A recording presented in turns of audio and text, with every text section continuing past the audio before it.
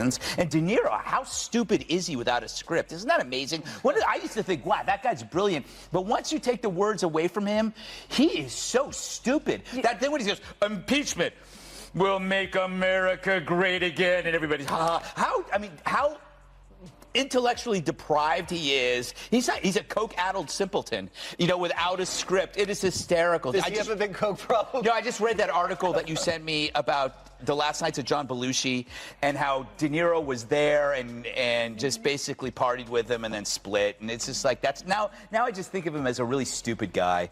An artist's legacy is a fragile and mysterious thing.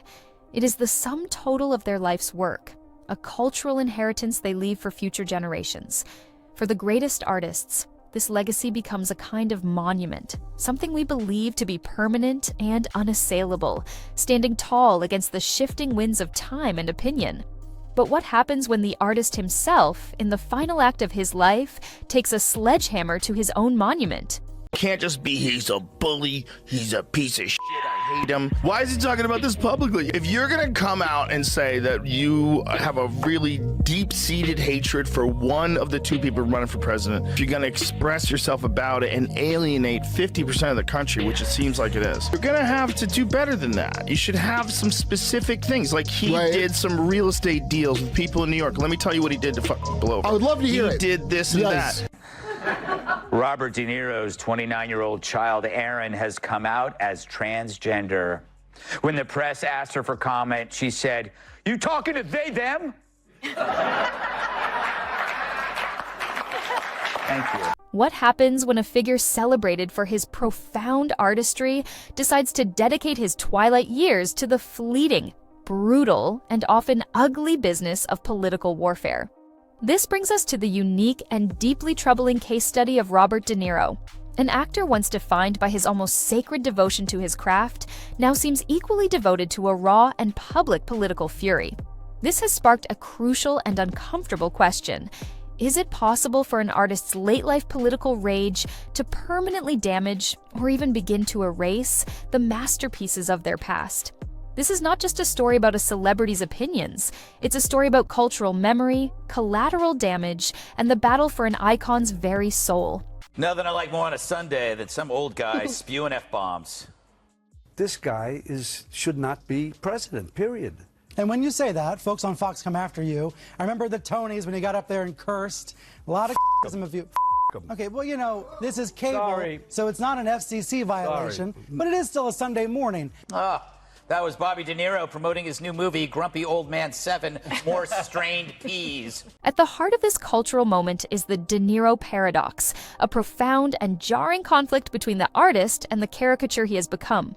For nearly half a century, the artist Robert De Niro was a master of nuance.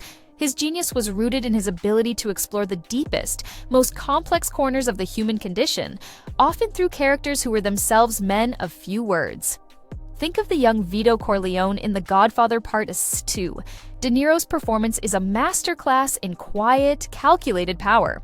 The ambition, the love for his family, and the capacity for ruthless violence are all conveyed not through loud speeches, but through a flicker in his eyes, a subtle shift in his posture, the almost imperceptible tightening of his jaw. He built an entire empire of character from a foundation of silence and subtlety. He's like, fuck you, you're a gangster. Go fuck you. Like, it's crazy that that's the guy from Taxi Driver. Yeah. You know what also I think? I think those guys have no friends. I think the only friends they have are Hollywood phonies. And so you're in this weird world where everybody you talk to is a phony, and you become a phony, and everyone's a phony, and your grasp on reality is very slippery, and your eyes are going. Consider Travis Bickle in Taxi Driver. His rage is not the simple, barking anger of a television pundit. It is the terrifying, subterranean rage of profound alienation. De Niro makes us feel Bickle's loneliness, his social awkwardness, his desperate and misguided search for meaning. His anger is the final, tragic symptom of a man completely adrift from society. It is complex, pitiful, and horrifying all at once. Even his portrayal of the explosive Jake LaMotta in Raging Bull was a study in nuance. LaMotta's fury was not righteous. It was pathetic, born of a deep-seated insecurity and a toxic jealousy that destroyed everything he touched. In all these roles, De Niro the artist was a surgeon, dissecting the human soul with precision and empathy. Oh, Robert De Niro. Yeah. Now, Kurt's convinced that Robert De Niro's on some kind of Epstein list or some kind of thing like that, and then he's afraid that if Trump does get power, he's going to expose him, and he is actually going to come at him. Of course Kurt thinks That's that. what Kurt thinks that. Kurt thinks that about every fucking thing that happens in the world. I think that Robert De Niro's just got Trump derangement syndrome. I think he's old, too. There's a thing about old men. And they want to yell at everybody. And he's completely... Did you see when he went and gave that speech outside of the trial? That was bizarre. Who told him that was a good idea? And then he starts yelling at regular people. Now, contrast this masterful artist with the public figure we see today, the De Niro caricature. This new character, the one he plays on cable news and at press conferences, is the polar opposite of his greatest artistic creations. Where his on-screen characters were complex, his political persona is shockingly one-dimensional. Where his performances were subtle, his political commentary is blunt, loud, and profane. Where his art invited us to ponder difficult questions, his punditry offers only simple, angry answers. He has, in essence, created a doppelganger of himself, a crude, loud, and predictable political activist who is now locked in a strange and destructive war with the legacy of the subtle, complex artist. The paradox is that the man who taught us so much about the intricate nature of human character now presents himself to the world as a character with almost no intricacy at all. Robert De Niro, there's something about being a star where you think your opinion's more important than anybody else's, and you can go give a press conference, and he obviously has been very vocal from 2016 that he hates Trump for whatever reason. Maybe they have some personal thing. You think Trump ever threw a punch himself or took one? This guy who ran and hid in the White House bunker when there were protesters outside? No way. Now he's like holding press conferences. Now everyone's heckling him everywhere he goes. That's so bad. Like instead of just being this cranky old liberal, now you're this guy that is yelling at other people that are Trump supporters, and they're yelling at you. Like you've opened yourself up to this nonsense. Why? Be gentlemen in this world. The Democrats, you are gangsters. You are gangsters. This transformation has had a fascinating and telling consequence: the weaponization of the De Niro icon. He is no longer just an actor. He has become a tool, a useful symbol for both sides of the deeply polarized political spectrum. For the political left, particularly for those who share his intense opposition to Donald Trump, De Niro has become a valuable emotional surrogate. In a world where many feel frustrated and powerless, his public displays of rage are a form of catharsis. He is a high-profile, respected figure saying out loud, with F-bombs and clenched fists, what they are feeling in their hearts. He provides a powerful celebrity validation for their own anger and anxiety. He is their champion, their raging bull, sent into the arena to fight on their behalf. Do you think that's starting to affect Hollywood a little bit, to where now if you look at the most successful people, it is the realest people? You know, people might not even like, say, a Donald Trump, but people are gravitated because they think, hey, man, this is him. This is real. I think the best thing for people in Hollywood that are entrenched in that world is to shut the fuck up. Because as soon as they start talking, people as soon as Robert De Niro starts talking, I'm like, Jesus, get that fucking microphone away from him so I can enjoy Taxi Driver. Yeah, it's heartbreaking. Yeah, it's heartbreaking. Yeah, I don't want to hear. I love De Niro. I love those mob movies. It's like I don't want to hear him that he's a moron. I don't want to hear him talking about politics and about Trump supporters, and just shut the fuck up, man. Yeah. Like, you didn't think this through. Like, this is, and he's getting yelled at. He's doing an outside press conference. Like, Robert, you're 80 years old. Don't ruin this thing. But in a stroke of profound irony, he's become arguably even more useful to the political right. For conservative media and commentators, Robert De Niro is the perfect foil, a gift from the content gods. He perfectly embodies every single negative stereotype they have long promoted about liberal Hollywood. He is, in their narrative, out of touch, elitist, hypocritical, and consumed by an irrational, emotional hatred.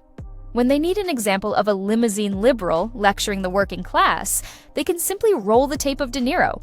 When they want to portray their opponents as unhinged and angry, they can show a clip of him yelling outside a courthouse. He has become their favorite strawman, a caricature so perfect they could not have invented him if they tried. In this sense, De Niro has lost control of his own image. He is no longer just an artist presenting his work to the world. He is a political symbol, weaponized by all sides to fight their battles in a brutal and unending culture war. This is what moms call bad language, or what producers call great TV. The plan, get an irrational figure at peak derangement and goad him into snapping. It's like cabaret for the chronically obsessed. It's like when you were a kid and would pull wheelies on Old Man Johnson's front yard. Finally, he just cracks. He's holding a spatula, chasing you around in his open robe. That's the De Niro CNN business model in a nutshell. Money for nothing and clicks for free. Of course, the real story is how accusations of Trump's nutty behavior always ends up with the accusers acting nuttier. De Niro calls Trump crazy as he goes crazier. Perhaps the greatest and most tragic consequence of this weaponization is the collateral damage being inflicted upon his own artistic legacy. There is a strong argument to be made that De Niro's current, highly politicized persona is actively and retroactively tainting his classic filmography. Art, especially cinematic art, relies on a kind of magical contract with the audience, a suspension of disbelief that allows us to see the character and not the actor. De Niro's current public behavior is systematically breaking that contract. It is becoming increasingly difficult to watch his greatest performances without the intrusive image of the angry, real-life man creeping into the frame. Business is just being a real person talking shit. Yeah. The professional shit talkers. Yeah. You know, having fun, being silly, talking shit about things. And actors are not that. They're weird people, man. And the one thing that's harming them in Hollywood is that they get exposed for being who they really are. And a lot of these people that pretend to be all, you know, clean cut and you find out they're into freaky shit. And, you know, it's like. And it's easier to expose stuff now because social. Let's take a tour through his cinematic history. Can one still watch the profound loneliness of Travis Bickle in Taxi Driver and feel the same empathy, knowing that the actor portraying him is now a fabulously wealthy man, yelling from a podium about his political enemies? Does the quiet, calculating menace of the young Vito Corleone in The Godfather Part 2 lose some of its chilling power when contrasted with the loud, messy, and often incoherent anger of the real man we see on the news? Can we fully immerse ourselves in the paranoid world of Jimmy Conway in Goodfellas, a character defined by his cold, strategic violence, when the actor is now known for hot, emotional, and seemingly unthinking outbursts? For many fans, the answer is, tragically, no. The magic trick has been exposed. The curtain has been pulled back, not to reveal the wizard, but just to reveal another angry guy with an opinion. The timeless quality of his art is being damaged by the timely and temporary nature of his political passions.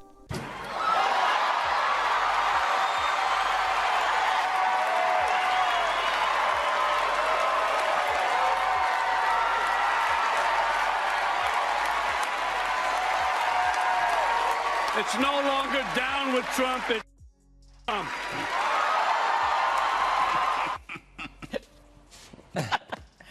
It kills me. Talk about persuasive. Really, I was on the fence about Trump, but then I decided to really listen to one of the great generational leaders of American pop culture. And the clenched fists at the end, that really drove it home. It looked like he was pressing a 2-pound weight in a Jenny Craig commercial. Oh, my God. Look at it again.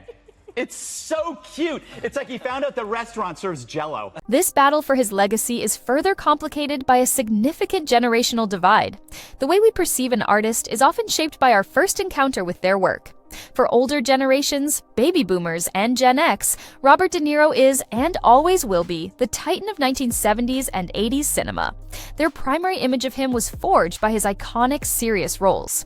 For them, his current behavior is seen as a sad, late-life decline, an unfortunate final chapter to an otherwise brilliant story.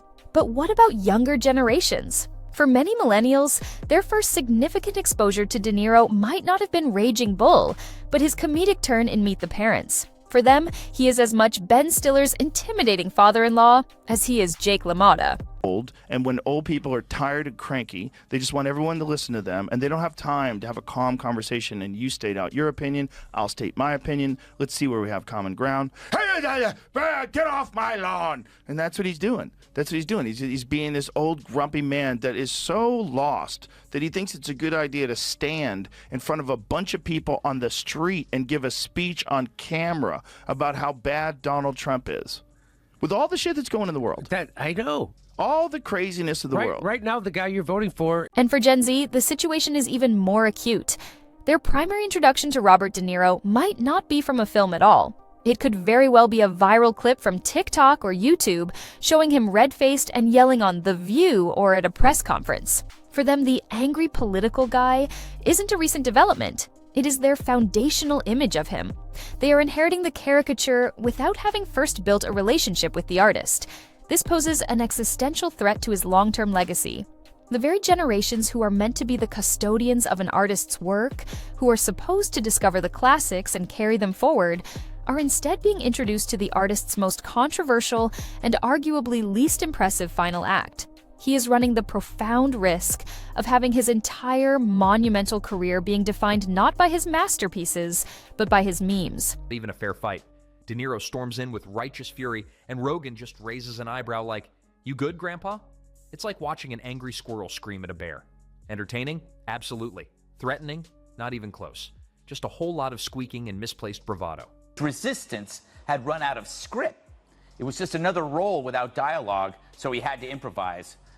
But I handed to CNN. It got me to watch, and by having it on the 5, it quadrupled their audience. Congrats to Stelter and CNN for that 1 minute. You had a hit. So, Dana, shall I quote Scott Adams? Oh, yeah, I was thirsty. Okay.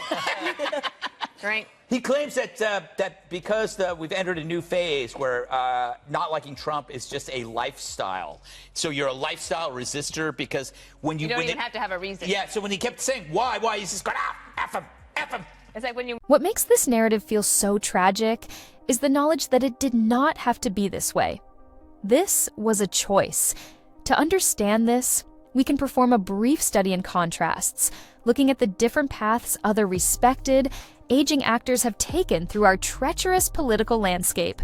There is the Clint Eastwood model, an artist who is openly political but primarily engages through his art, directing films like American Sniper or Richard Jewell that explore his worldview while largely maintaining a dignified public silence.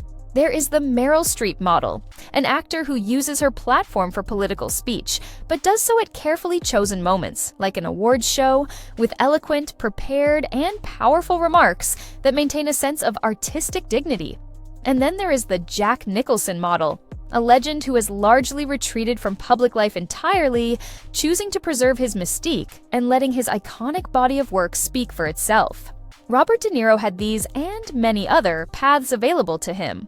He could have chosen silence, or nuanced engagement, or artistic expression. Instead, he chose the path of the loud, angry ranter. This knowledge, the knowledge that his current state was a choice, not an inevitability, is what makes the outcome feel so much like a self-inflicted wound. This brings us to the final, difficult verdict of history. A verdict that is often kinder to artists than their contemporaries are, but one that is never forgetful. History will be forced to reconcile the two Robert De Niros, the master artist and the angry pundit. His story has become a powerful cautionary tale about the immense danger that a consuming political obsession poses to an artistic legacy. It is a vivid demonstration of how a lifetime spent building a reputation for complexity, depth, and nuance can be dangerously undermined by a few short years of embracing simplicity, volume, and rage.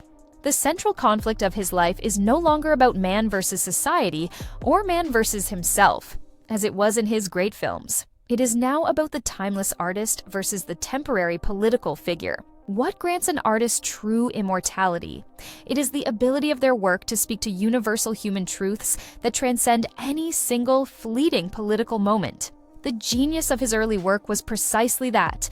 It explored the timeless themes of loneliness, ambition, jealousy, and violence in ways that felt true in 1976 and will likely feel true in 2076. But his current actions risk taking that universal art and tethering it to a specific, temporal, and deeply divisive political feud.